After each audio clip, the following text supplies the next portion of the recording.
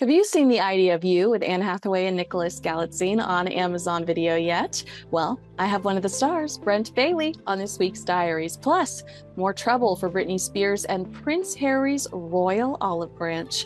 These are my LA Diaries.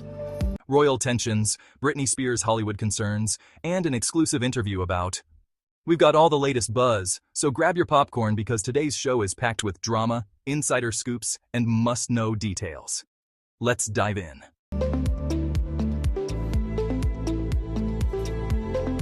It's been a tough few weeks for Britney Spears, back in the headlines for all the wrong reasons. First, she settled with her dad in court, Jamie Spears. Britney did not get a dime from Jamie, in part because everything Jamie did was technically court approved. But she really felt like he took advantage of her financially throughout her 13-year conservatorship. And while her attorney framed it as a win, Britney found this outcome incredibly defeating. When all was said and done, it was Britney that had to pay millions of dollars for her father's attorney's fees. Cut to Wednesday night, a nightmare repeat, giving us Britney 2007 vibes. Spears had an incident that involved her current boyfriend at the famous Chateau Marmont Hotel in Hollywood. Witnesses say she got into a heated argument with her boyfriend, who is, in my personal opinion, totally gross and unworthy of her, but I digress. And she ended up out of control, sobbing, and almost driven away in an ambulance. A fellow hotel guest called police, claiming a woman matching Britney's description was harassing and threatening hotel employees and guests. That happened at 10 p.m. Around midnight, a second call was made about a mental breakdown. As the ambulance arrived, responding to that call, Britney was leaving the hotel with her bodyguards and declined their help. It's worth noting that she was leaving alone without her boyfriend. She was clutching a pillow, had a blanket wrapped around her, and was sobbing. On Thursday, Britney finalized her divorce from, blink and you'll miss him, husband number, technically it's 3. I don't even bother to say his name anymore because we all know why he was married to her, his 15 minutes. According to TMZ, sources around Britney have been concerned that the pop star is in serious danger, mentally and financially. TMZ believes her circumstances have declined significantly since she was released from her conservatorship. The same sources say that Britney has become completely dysfunctional. Since the conservatorship ended, she has had no supervision. They say she has radical mood swings and has been described as totally isolated and dangerously unstable. One individual told TMZ she had lots of freedom in the conservatorship and the restrictions were there to protect her. She's not protected anymore, which I don't know if I 100% agree with, because if they were really bugging her home and things like that, that was unnecessary. Look, I know everyone's heart was in the right place throughout the Free Britney movement, but the results of Britney's freedom are no secret. Prince William and Prince Harry. Royal rift deepens? Are we about to see another royal snub?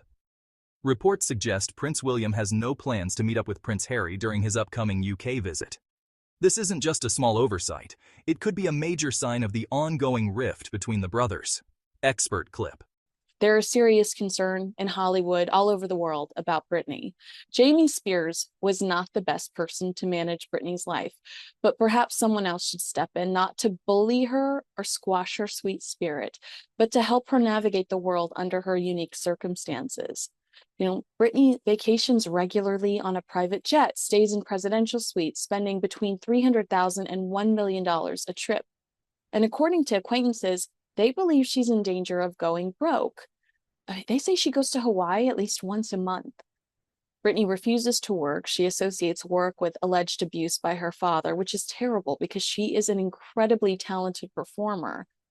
I hope we aren't seeing another spiral. It really feels like Britney has no friends, but she does have yucky men that attach themselves to her with ulterior motives. Maybe someone like her old friend Felicia could reconnect and help her through this difficult time. Britney seems like a good person, but a lost soul, lonely and bored. And she has so many people rooting for her. So it's just really defeating to watch how this is all unfolded. Do you think Britney Spears needs a friend right now? Let me know in the comments below. Prince Harry will be returning to the UK next week for a ceremony of Thanksgiving marking the 10th anniversary of the Invictus Games. The service will take place at St. Paul's Cathedral in London on May 8th, but neither Meghan Markle nor any senior members of the royal family are expected to attend. You know all of this.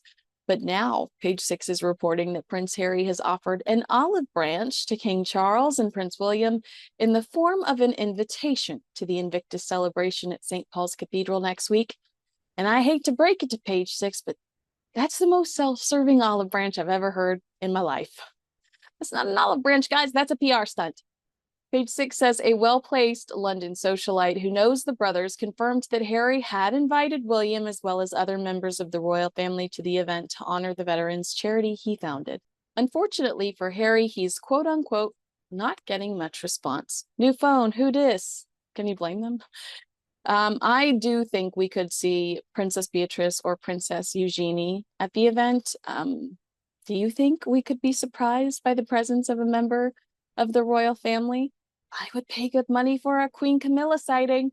The same Camilla that Harry said was dangerous, prepared to leave bodies on the street and sacrificed him for her own PR and Spare, the book where Harry sacrificed his entire family for PR and moolah. So, any potential royal sightings? Let me know in the comments below. William and Harry's relationship has been strained for years, and sources say there's no urgency on William's part to rebuild that bridge anytime soon. So, what does this mean for the future of the royal family? Is reconciliation completely off the table? Let us know what you think in the comments below. Hollywood concern for Britney Spears. Britney Spears is back in the headlines, and not for the right reasons.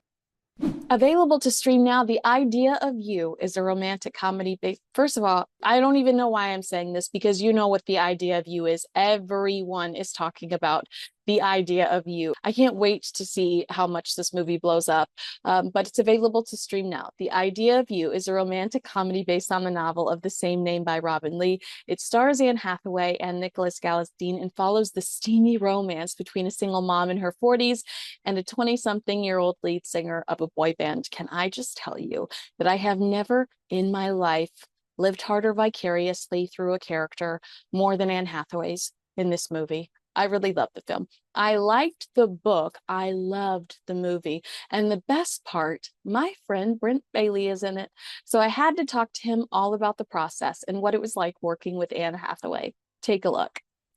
Hi, all. Kinsey Schofield here. I'm with actor, writer, and producer Brent Bailey. Brent, I was thinking about the last time I saw you. We were both in our 20s, and for a second, I died inside. But Anne Hathaway has taught me that life begins at 40, thanks to The Idea of You. Congratulations on the film. This must be so cool. Yeah, I mean, listen, it's always fun when movies come out, but when a movie comes out with like this kind of cast and a director like Michael Showalter, it's a little bit more exciting. Yeah, right. Okay, so I haven't seen you in years, I'll be honest, but I follow you very closely. I'm so proud of you. And every time I see you, whether it's on like a billboard in Los Angeles or you pop up on the morning show, I let everyone in the room know that you're my friend. So congratulations on all of your success. We have such a good human in common in Harley J. Yeah. Yeah, and it's been so fun to watch you because I definitely remember you just coming to LA. Yeah. You were so green. We all were. We were kids, but you have without a doubt been one of the ones to rise the highest throughout our time in LA. So it's been so cool to see all of your success and how humble you are. You post thanking the people that helped get you there constantly, and you're just clearly so grateful and you enjoy the ride. So I guess that's just my butt kissing moment. So No, I appreciate it. Thank you. It's very kind. well, I really loved The Idea of You. And you know, we're getting slammed left and right with streaming content to the point Yeah. where sometimes the credits start rolling and you go, I want those 2 hours back. I wanted to watch this movie again when it was over. That's awesome. Did you get the idea? Was there that kind of like magic on set that you were working on something that was really good? That's a great question. I don't think you ever really know how it's going to turn out. I mean, I know that I was obviously only on set for 2 days because I just have that one scene with Annie, but Hollywood insiders are reportedly concerned about her well-being after recent social media posts raised eyebrows. From cryptic Instagram messages to worrying reports about her inner circle, many fans are wondering, is Britney okay? And should Hollywood be stepping in to help? Industry expert Cliff. you could tell that something great was being made. It was very collaborative. We improv'd for, probably like 3 or 4 hours. So obviously, like what ends up making it onto the screen is so much smaller than what it was that you actually shot. But you could just tell like she cared so much about it. Michael is so talented and cared so much about it. And everybody that was involved is so good at their job that you knew they were on the right track. It was just a matter of if the fans and the audience agreed with it or appreciated it or took it in for what it was. And luckily, it seems like everybody's loving it. I got multiple people that said they watched it twice this morning already. So that's crazy. I'm 100% watching it again. So like, that's not off the table. I'm busy right now, going to do it again. That's funny that you said you improv for several hours because I watched an interview with you where you talked about when you started to audition and how kind of nervous that was for you. There was like one particular audition where you had to put your eye through a peephole and pretend like your eyeball had been ripped out. And you were like, I can't do that. Like there are too many people in this room. That seems silly. So obviously there's been an evolution in your comfort level if you're able to improv for so long. So absolutely. And Annie and Anne is she comfortable? Is she fun to improv with? She's incredible. I mean, at the very beginning, obviously, I've met her once before. I was at a screening. I think it was the movie she did called Rachel Getting Married, and I got to briefly go up and say like, "Hey, you did a wonderful job. Nice to meet you." But this was the first time we were ever working together and sharing the screen together. So there is something intimidating about that, just because she is incredible. And I also don't want to disappoint Michael, but they cultivated such an easy atmosphere that like Michael would come out from the video village and just be like, let's try this. And then we would start with a whole new scenario and he'd be like, great, let's try this. And we just kind of like were spitballing back and forth. And she's so present and so good at what she does that it made my job even easier, which was awesome. I probably skipped because I was just so excited to talk to you. But this movie is, well, I guess I thought it was going to be kind of lusty. I thought it was going to be about an older woman with a child that falls in love with, because I love the book, Right.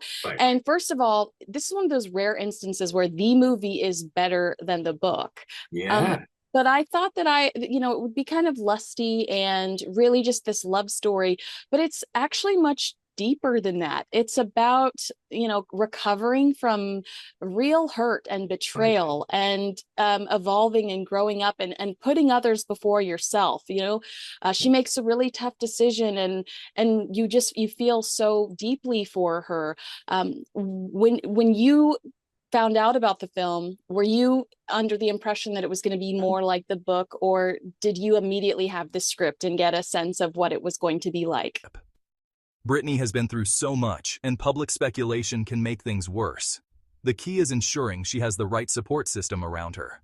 One thing's for sure, Britney's fans will always have her back. But what do you think? Should Hollywood be concerned, or is the media overreacting? Drop a comment below. Exclusive. The Idea of You interview. No, I did not. I did not have the script. I knew that it was based on the book, and I was familiar with the book, and so I assumed that it would be generally following the same guidelines that they were set. It actually did go on to create the ending that's not in the book, which luckily, I mean, anytime you do that, it's a risk, but luckily everybody is thrilled about. Well, I mean, for the most part, what I've seen is resoundingly thrilled. But no, I kind of came in, especially at the beginning of the project. I auditioned, I sent in my tape, I auditioned for all three of the guys that were trying to date her. And then I kind of forgot all about it. I was working on something else. And then I got a call that I booked it. And I was like, wait, really? And they're like, yeah, like you're going to go work with Anne Hathaway and Michael Showalter. And I was like, oh, this is amazing. So I flew out to Atlanta and we shot for a few days. But I was just kind of along for the ride. I didn't know exactly what to expect. I knew my lines, and I had no clue that they were going to take such liberties. Since it was based on a book, I was like, oh, this is going to stay pretty by the book. but they used the book as like a good baseline and then created something I think really wonderful from it, which was so cool. You do a lot of shooting in Atlanta. Am I wrong? Atlanta's kind of a hotspot now. I shoot Yeah. everywhere. Yeah. I've shot in Atlanta a couple times. That's where I shot Doom Patrol. And I think I've shot a couple other things there. But I've also, I mean, they shoot a lot in New Orleans. I've shot Yes. in Hawaii. I've shot in Dubai. I've shot in Canada. I just recently shot in Texas. So it's the whole movie and like entertainment business has like shifted into such a large scale. It's almost more rare that I audition for things now that actually shoot in Los Angeles, which is sort of strange to say. I know. What a weird world we live in. How many auditions do you do on Zoom or on camera versus in person today? Now, let's shift gears to one of the most talked about upcoming films. Starring Anne Hathaway and Nicholas Galitzine, this romance is already generating major buzz. And guess what? We got an exclusive interview with the stars themselves. Interview snippet. What drew you to this film, and how do you think it challenges typical Hollywood love stories? This movie is already shaping up to be a must-watch. Are you excited for? Tell us in the comments. If you love staying updated on the hottest Hollywood stories and exclusive interviews, make sure you hit that button and turn on notifications so you never miss out. We bring you the latest drama, entertainment, and insider scoops every week. That's a wrap for today. Thanks for hanging out with us. Don't forget to like, comment, and subscribe. See you in the next video.